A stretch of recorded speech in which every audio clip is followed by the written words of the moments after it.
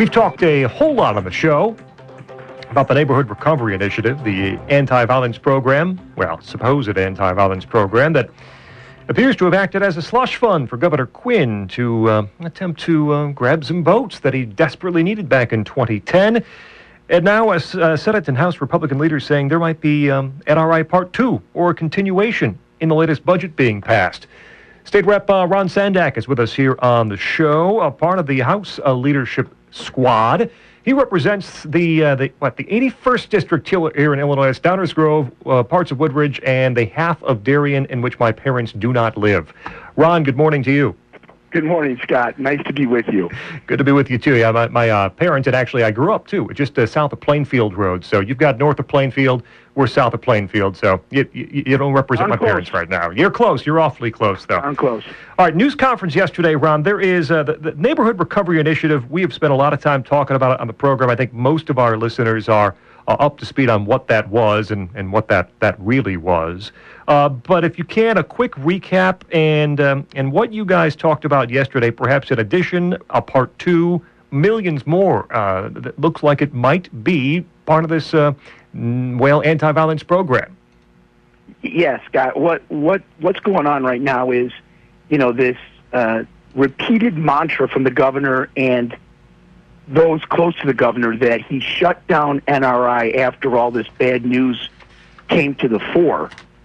And it's just not accurate, because while the term NRI, Neighborhood Recovery Initiative, may have, vanished, or certainly was stopped in usage by the governor and others, money, $20 million, was moved over to the Department of Labor, which is a really weird place for anti-violence money, and is now, because our fiscal year started in July, we're seeing from the comptroller's office money move into various departments, which looks a lot like what happened in 2010, 2011 with NRI, meaning money being dispersed for rather dubious purposes and for really with no efficacy or accountability whatsoever. And that looks like an NRI sequel. And as you know, Scott, most sequels are worse than the originals. And in this instance, the original was really bad. Ron, the $20 million in the latest budget, this is not something that you guys just stumbled upon in the course of negotiate. Well, I was going to call them negotiations, but that's not true. In the course of debate over the new spending plan, a lot of Republicans asked questions about this $20 million, what it was for, some more specifics on it, and basically were stonewalled with responses, correct? Yes. We asked on my side of the Capitol in the House, at the Public Safety Appropriations hearing, which I sat in intentionally by designation, so one of my colleagues could not attend, so I was there. Along with several of my colleagues, we asked pointedly of Representative Arroyo, who is the Appropriations Chair of that committee, what is this $20 million? We circled it, asterisked it, highlighted it, and he didn't know, or he said he didn't know. I choose to believe the former. And then we get, fast forward, we're on the floor in lightning speed the next day, and I am the House floor leader, so I asked again of Representative Arroyo, since he was presenting this appropriation bill, what exactly is this? And I got a whole lot of cryptic mumbling and nothing. And we asked the Department of Labor, too, so we went right to the decision makers, or ostensibly in this instance, those that would be implementing. They didn't know they were getting it. They didn't ask for it. It wasn't part of their 2015 budget outlook. Mm-hmm. This was deliberately placed there. And what we've seen since, Scott, is this money has moved from there into other departments, including the Department of Economic DCEO and Economic Opportunity, which used NRI money in the past. Now they're saying that this is for job training, which is a good thing. And who's going to argue with job training?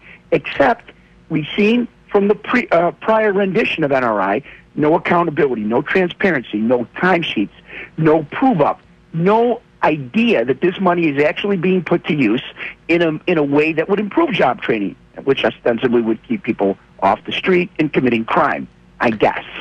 But we have none of that. This is just, we're watching money flow right now, and we're asking questions because we saw before this governor and this administration will throw money out the window, hoping it lands in the right hands, hoping it will do some good, completely inoculated to taxpayers and families that are having a hard time making ends meet.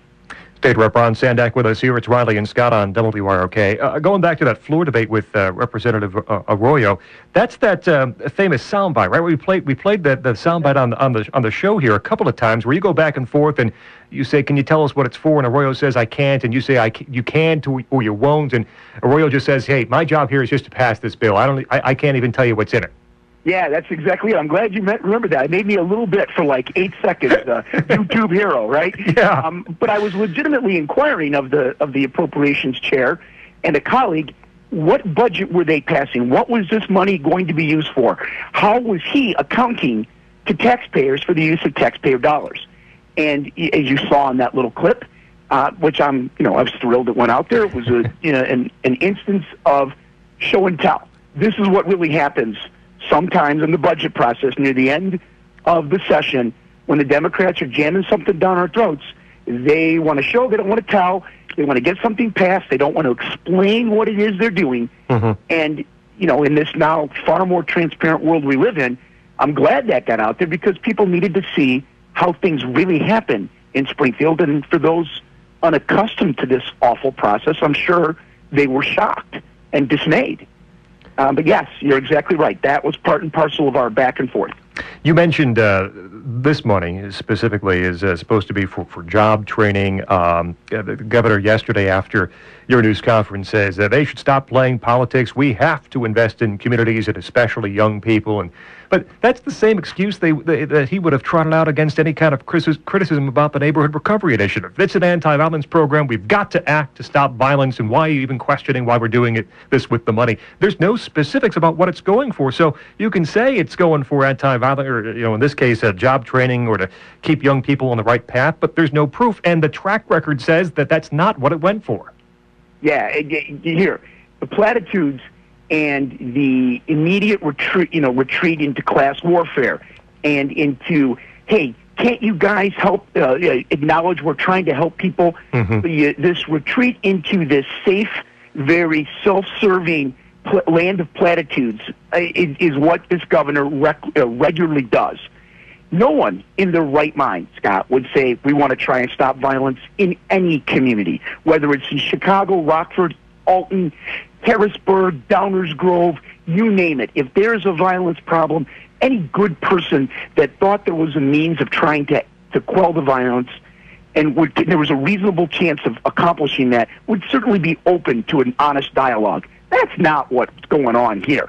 He was caught red-handed, absolutely throwing away tax dollars in what appeared to have been, back in 2010, right before a contentious election, mm-hmm. money on the street to get votes. Promises in certain neighborhoods to gin up the vote, get the vote, and win an election. And we're concerned that may be what's happening now. But even if it isn't happening now, which I hope it isn't, the idea that us questioning this gentleman and this administration's use of tax dollars and him taking this, oh my gosh, these guys are mean guys, it's lame, it's old, and it diverts from what the facts of the matter are, which is he's got a record of poor leadership, poor use of tax dollars, no efficacy or return on that investment, if you will. And we're going to continue to press that because we think we have a better way of governing that actually talks about accountability. Because throwing money at things doesn't necessarily work. Surprise.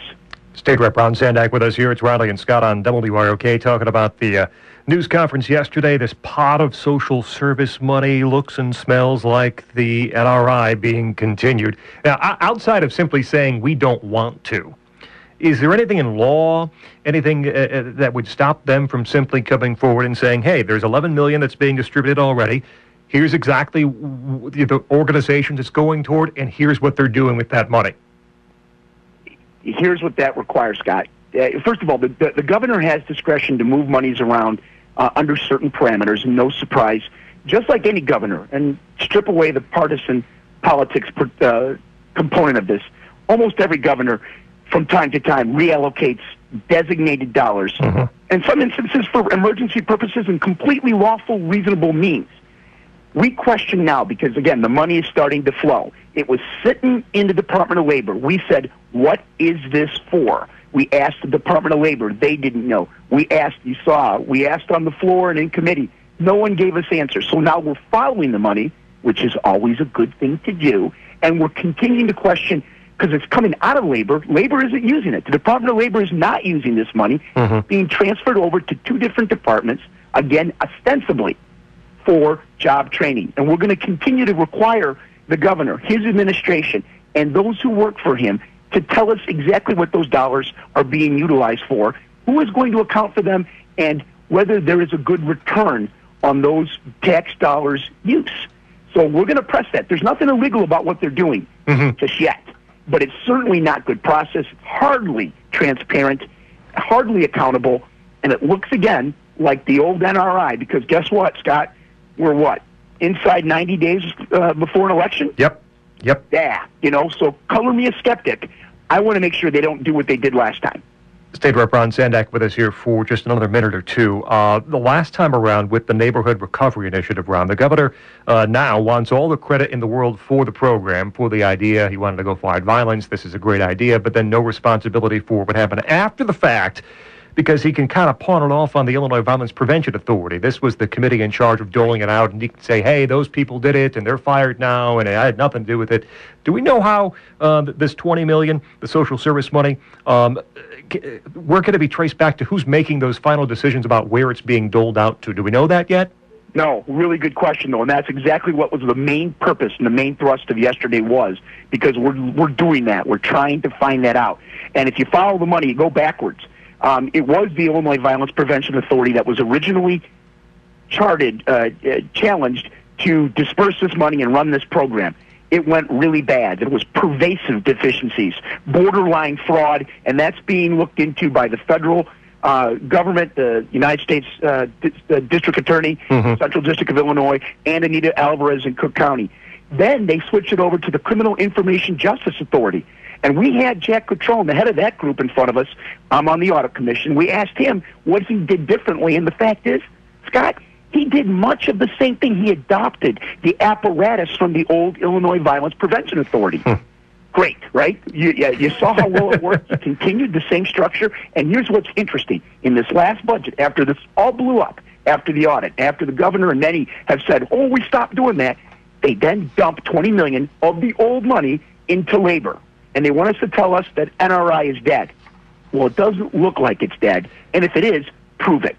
That's the bottom line. And recall, listeners, too, 18 months before the governor said he stood tall and acted on the Neighborhood Recovery Initiative, you had Senate Republicans and I'm sure others in Springfield warning about abuse and misuse of dollars. And the governor's spokesman said, that's not legitimate criticism. We didn't have to pay attention for 18 months about these warnings. Well, this warning is happening almost immediately. So hopefully we'll get some better reaction, especially in the wake of the state and federal investigations into the original NRI program. Exactly. That's exactly what we're trying to do. Yep. All right. State Rep. Ron Sandack from the Chicago suburbs, Downers Grove area, part of the House Republican leadership team, too. Hey, we appreciate the time this morning and the detailed explanation, too. Keep us updated on how things are going to flow here, okay?